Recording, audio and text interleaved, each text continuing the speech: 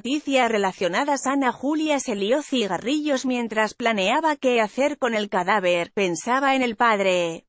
Ana Julia va a matar a más niños. Gabriel no es el primero. El duro relato final de la acusación. Los 5 perdones entre lágrimas de Ana Julia en su última palabra antes de conocer el veredicto. Durante las 7 sesiones que se llevan celebradas con motivo del juicio de Ana Julia Quezada, la disputa ha estado marcada entre la acusación particular y la fiscalía por un lado, incluidas sus notables diferencias entre lo ocurrido, y la defensa de la acusada por otro.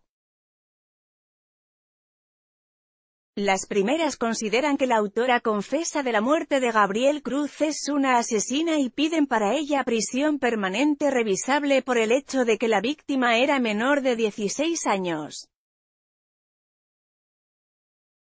Sin embargo, la fiscal entiende que no hubo premeditación en la actuación de Quezada, algo que sí sostiene Francisco Torres, abogado de los padres del niño al que mató. Por su parte, el letrado de oficio de Quezada, que admitió los hechos el día de la reconstrucción del crimen, plantea que su defendida es una homicida y contempla la posibilidad de que sea condenada a 15 años de prisión por un homicidio doloso, aunque pide solo 3 si se le condena por homicidio imprudente. Este martes corrigió al alza la propia pena que solicitó para la procesada en su primer escrito de defensa, presentado antes de la apertura del juicio oral. En aquel solicitó 10 años y se le condenaba por un homicidio doloso. Al tratarse de un menor de 16 años, circunstancia que no tuvo en cuenta en ese momento, ahora ha corregido su propia petición de cárcel para su defendida. Las diferencias entre ambos delitos deberán ser acotadas con la precisión de un cirujano por los 9 miembros del jurado popular del caso mediante la deliberación del objeto del veredicto, que se les trasladará este miércoles. Su decisión de absolver o condenar a la acusada se podría conocer ese mismo día o, como muy tarde, el jueves. Pero durante la última semana y media de juicio han sido testigos de cómo el caso no está tan aparentemente claro como quizás se pueda pensar en la calle, si bien es cierto que la presencia en el proceso del jurado popular hace que, a priori, se incline la balanza hacia una posible condena de la acusada. Según los últimos datos facilitados por el Consejo General del Poder Judicial, en 2016 se emitieron 209 sentencias con jurado popular y 193 de ellas, un 92,3%. Acabaron en condena. La opción de que Ana Julia Quezada sea condenada por un homicidio, ya sea imprudente o doloso, hubiera tenido más opciones de haberse celebrado con un tribunal profesional. Es por ello por lo que, durante su relato de conclusiones final, el letrado de la acusada, Esteban Hernández, volvió a recordar que le hubiera gustado que el juicio se hubiera celebrado sin jurado y a puerta cerrada para evitar el ruido mediático y la contaminación previa de sus componentes. F2 atenuantes. La línea que separa ambos delitos, el asesinato del homicidio doloso, el imprudente, se da prácticamente por descartado. Viene marcada por distintas causas. En ambos existiría la voluntad de acabar con la vida del otro, pero en el asesinato concurre la alevosía, el ensañamiento o la concurrencia de precio o recompensa.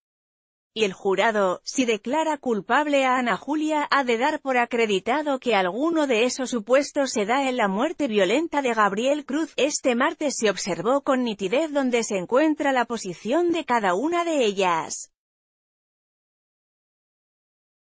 La defensa de Quezada entiende que la acusada mató a Gabriel Cruz siendo presa de la ira y sin medir las consecuencias de su acción.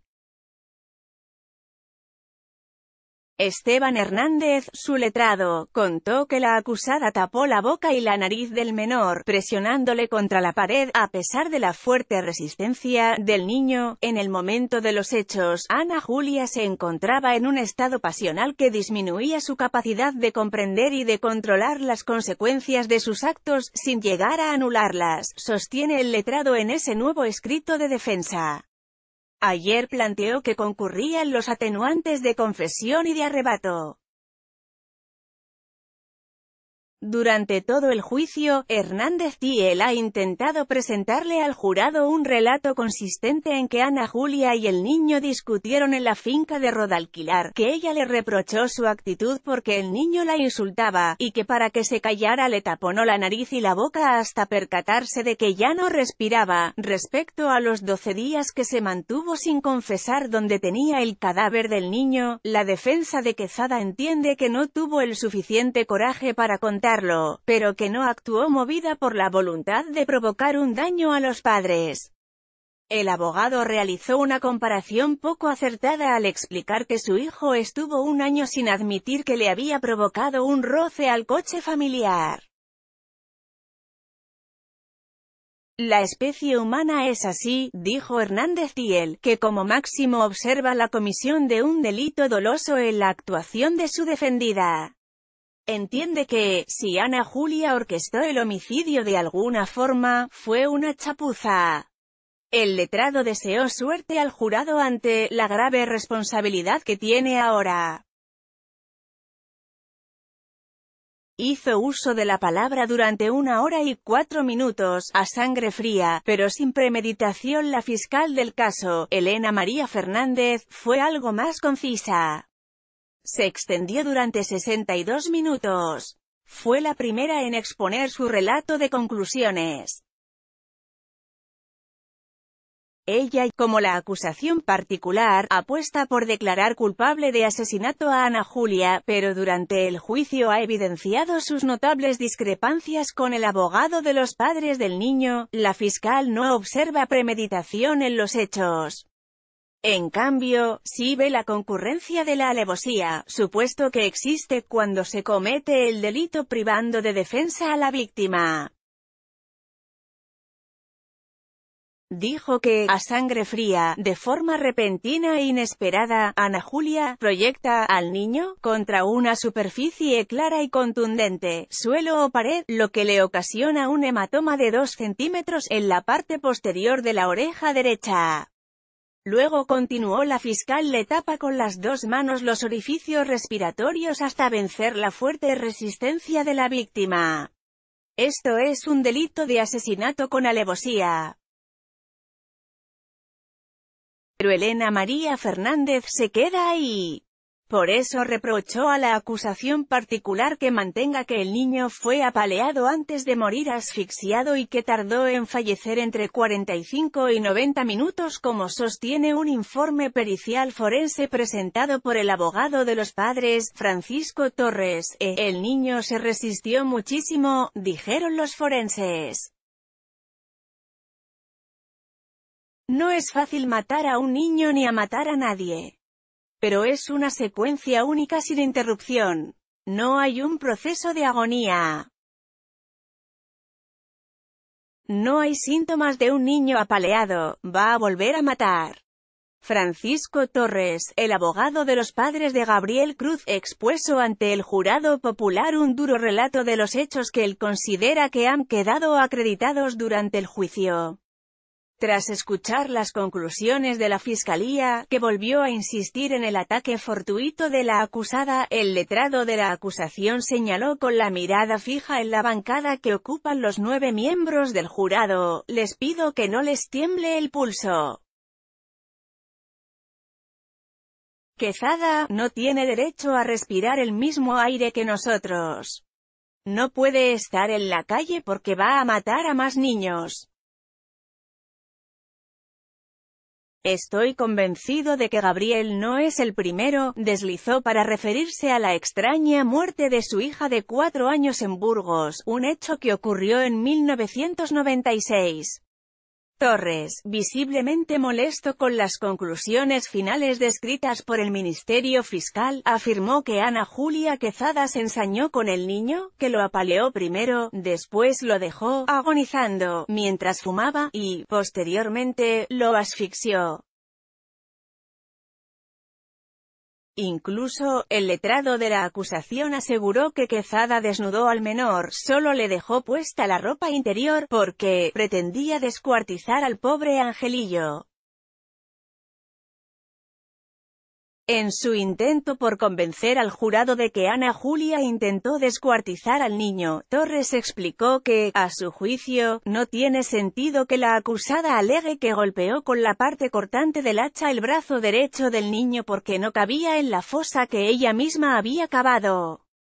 El cuerpo no estaba rígido en ese momento. Debieron de pasar 12 horas para que adquiriera rigidez, pero ella está en la finca 3 horas y 19 minutos. Por eso nunca ha contestado por qué lo desnuda, dijo el abogado de los padres del menor. Porque ella quería desmembrarlo. Mientras escuchaba a Torres, la acusada rompió a llorar en 2 ocasiones y negó con la cabeza insistentemente. El letrado señaló que Ana Julia premeditó el asesinato de Gabriel y explicó que los familiares del niño nunca habían visto antes las herramientas que se encontraron en la finca donde enterró al niño. Se trata de un hacha, una pala y un pequeño rastrillo. Lo lleva a un paraje desértico. La acusada se aseguró de que nadie pudiera ir allí. Daño irreversible a la madre. El letrado también hizo referencia a la fingida colaboración que la acusada mantuvo durante los 12 días de búsqueda del niño para tratar de acreditar el daño psicológico y moral que causó a los progenitores del menor. Su maldad es intrínseca. El daño a los padres, y en especial a la madre, es irreversible, de por vida. Por último, fue la acusada la que ejerció su derecho a la última palabra. Que Dios me perdone, dijo. Entre lágrimas, Ana Julia Quezada pidió perdón a los familiares del niño, a los padres de Gabriel, a su hija Judith y a todas las personas a las que les haya hecho daño. Perdón a toda España. Que Dios me perdone. Fuentes del Tribunal Superior de Justicia de Andalucía, TSJ, explicaron que se prevé que los 9 miembros del jurado reciban este miércoles el objeto del veredicto para su posterior debate. Si se cumplen los plazos previstos, la decisión del jurado podría conocerse a lo largo de mañana de hoy o a primera hora del jueves.